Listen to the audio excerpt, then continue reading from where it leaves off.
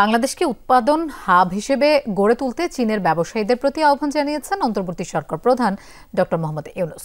সকালে রাজধানীর আগারগাঁওতে বিনিয়োগ ভবনে চীন বাংলাদেশ বিনিয়োগ সম্মেলনের উদ্বোধনী অনুষ্ঠানে তিনি কথা জানান। বলেন, বিনিয়োগের জন্য আদর্শ স্থান বাংলাদেশ। তিনি আরও বলেন, বাংলাদেশ চীন 50 বছর সম্পর্ক পূর্ণ করবে। এই সুসম্পর্ক আরও এগিয়ে নেওয়ার কথাও বলেন প্রধান উপদেষ্টা।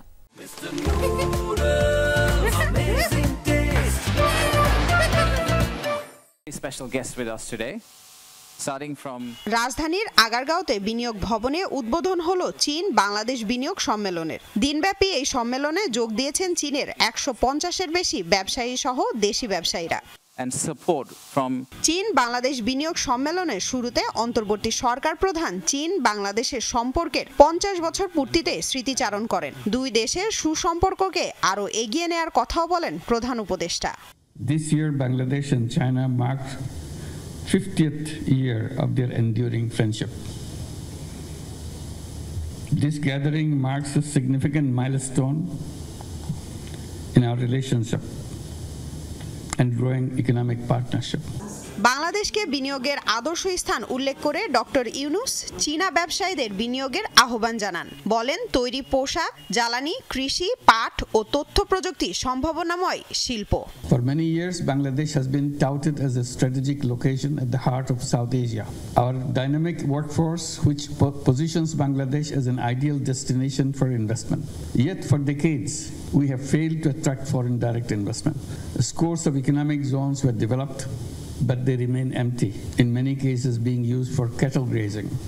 Widespread corruption, misrule, and brutal dictatorship drove away potential investors. The July uprising, led by hundreds of thousands of young people, brought an end to those days. Doctor Mohammad Yunus বলেন, অন্তর্বর্তী সরকার ক্ষমতায় আসার পরে সংস্কারের কাজ শুরু করেছে। 10 মাস আগে সংস্কারের কাজ শুরু হয়েছে। তারই ফলশ্রুতিতে গত এপ্রিল মাসে একটি সফল বিজনেস সামিট করা সম্ভব হয়েছে।